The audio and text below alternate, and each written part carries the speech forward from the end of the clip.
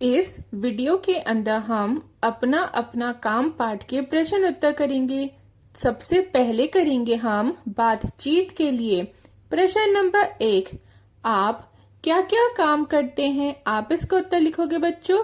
पुस्तक पढ़ना, बिस्तर साफ करना, बोतल में पानी भरना और पौधों में पानी डालना। अब प्रश्न नंबर 2 है, आपको कौन कौन से काम बहुत अच्छे लगते हैं? तो आप इसका उत्तर लिख सकते हो, पौधों में पानी डालना और पढ़ाई करना। फिर है प्रश्न नंबर 3, इस कहानी में आपको किसका काम अच्छा लगा और क्यों? तो बच्चों आप इसका उत्तर लिखोगे, इस कहानी में मुझे पेड़ का काम सबसे अच्छा लगा क्योंकि पेड़ दूसरों की सेवा करने की प्रेरणा देता है। तो देखिए बच्चों, पेड़ जो होते हैं उनके ऊपर फल आते हैं, सब्जियां आती हैं, है ना। लेकिन जो पेड़ होते हैं अपने फल और सब्जियां किसके लिए उगाते हैं?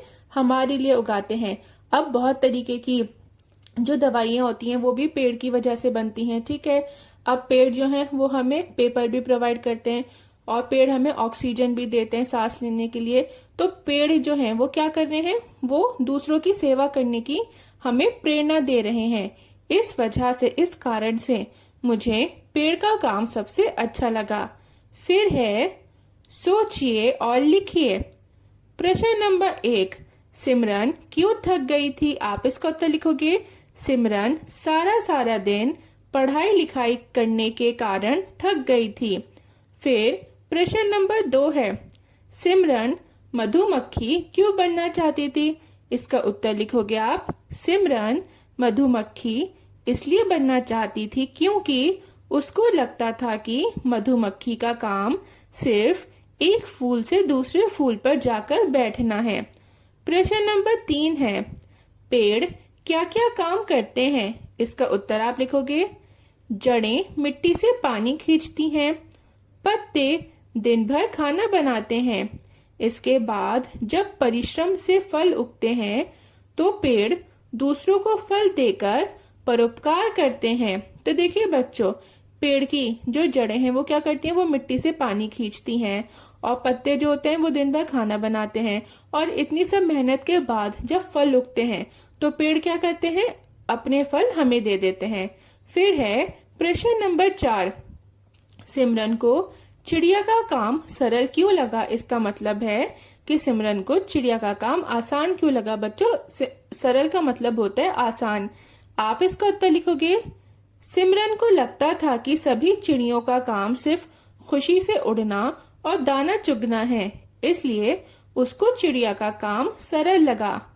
प्रश्न नंबर 5, आपके अनुसार सिमरन अंत में पुस्तकें उठाकर काम क्यों करने लगी? इसका उत्तर आप लिखोगे, सिमरन अंत में पुस्तकें उठाकर काम इसलिए करने लगी क्योंकि वह समझ गई थी कि सभी अपने अपने कामों में बहुत व्यस्त रहते हैं और जीवन में आगे बढ़ने के लिए परिश्रम करना आवश्यक है।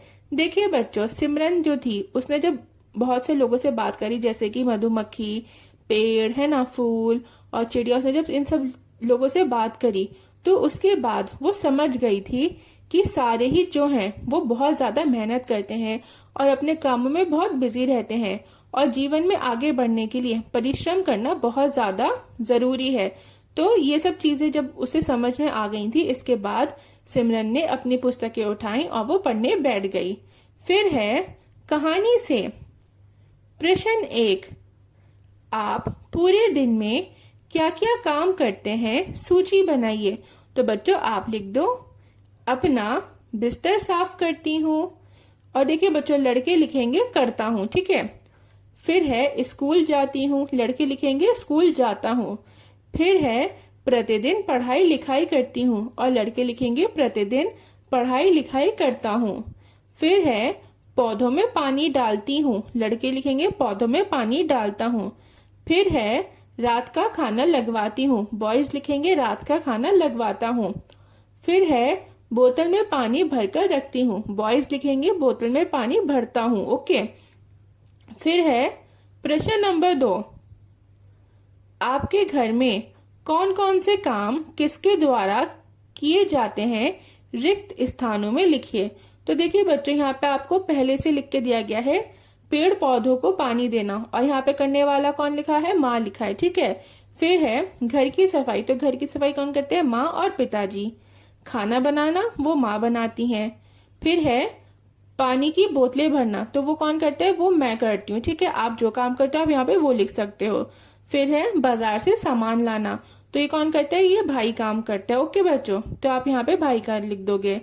फिर है प्रश्न नंबर 3, सिमरन और मधुमक्खी की बात को आगे बढ़ाइए। ओह, पढ़ने लिखने का मुझे बहुत काम करना पड़ता है, तुम्हारा काम सरल है, इस फूल से उस फूल बस घूमते रहो। तो मधुमक्खी उसको क्या जवाब देगी, देखिए मधुमक्खी कहेगी, मैं सारा सारा दिन फूलों का रस इकट्ठा करने के लिए घूमती रहती हूँ, जिससे मेरे पंख दुख जाते हैं।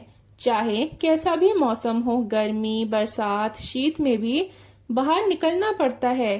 किसी का काम सरल नहीं होता, जीवन में आगे बढ़ने के लिए मेहनत करना आवश्यक है। तो देखिए बच्चों, परिश्रम का क्या मतलब होता है, परिश्रम का मतलब होता है मेहनत, ठीक है। फिर है प्रश्न नंबर 4, दिए गए वाक्यों को कहानी से पूरा कीजिए।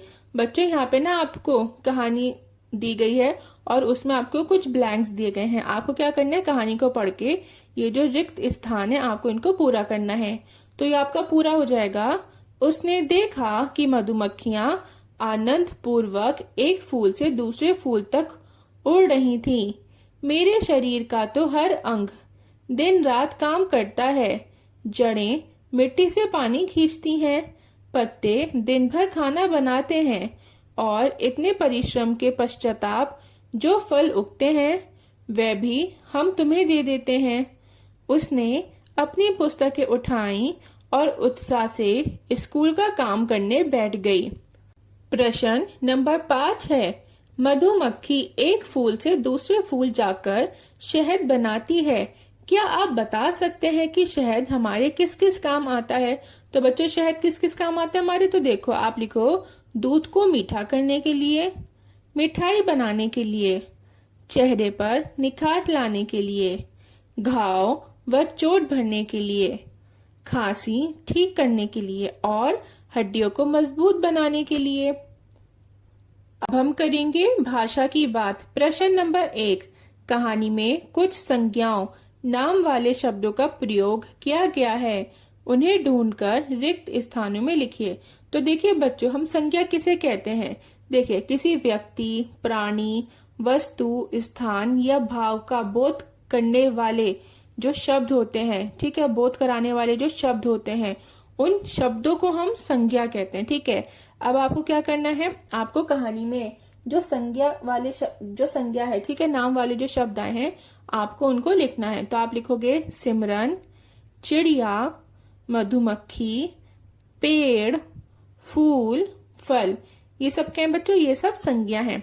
अब है कल्पना कीजिए, यदि आप अपनी इच्छा से एक दिन के लिए कुछ भी बन सकते तो आप क्या बनते, कल्पना कीजिए और लिखिए। तो बच्चा आप यहाँ पे जो भी बनना चाहते हो ना, आपको यहाँ वो लिखना है, ठीक है।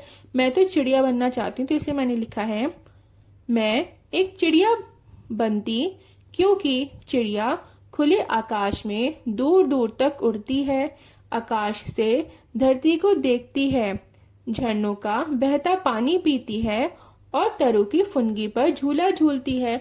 अब बच्चों, तरु की फुनगी क्या हो गया, देखिए जो पेड़ की शाखा होती है ना, तो उसकी जो पेड़ की सबसे ऊंची वाली शाखा होती है उसको हम तरु की फुनगी कहते हैं, ठीक है। तो जो चिड़िया होती है वो पेड़ की जो सबसे ऊंची वाली शाखा या टहनी होती है उस पे झूला झूलती है, ठीक है। तो मैं चिड़िया क्यों बनना चाहती हूँ बच्चों, मैं चिड़िया इसलिए बनना चाहती हूँ क्योंकि जो चिड़िया होती है वो दूर आसमान में, दूर आकाश में बस उड़ती रहती है, ठीक है। वो ऊपर से धरती को देखती है, झरनों का बहता पानी पीती है, और क्या करती है, वो तरु की फुनगी पर झूला झूलती है। अब है चित्रकारी। सिमरन को पेड़ ने बताया कि वह हमें फल देने के लिए बहुत सारे काम करते हैं। आप एक फलदार पेड़ का सुंदर चित्र बनाइए और उसमें रंग भरिए। तो देखिए बच्चों, आप यहाँ पे आम का पेड़ बना सकते हो, सेब का पेड़ बना सकते हो, केले का केले का पेड़ बना सकते हो। आपको जो भी पेड़ पसंद हो, किसी भी फल का, आप यहाँ पे वो बना सकते हो। आपके इस पाठ के प्रश्न उत्तर अब खत्म होते हैं। अगर आपको वीडियो अच्छी लगी और पसंद आई तो प्लीज बच्चों वीडियो को लाइक और चैनल को सब्सक्राइब कर दें और बेल आइकन को भी प्रेस कर दीजिएगा, ताकि जब भी मैं कोई नई वीडियो अपलोड करूं तो आपको उसका नोटिफिकेशन मिल जाए।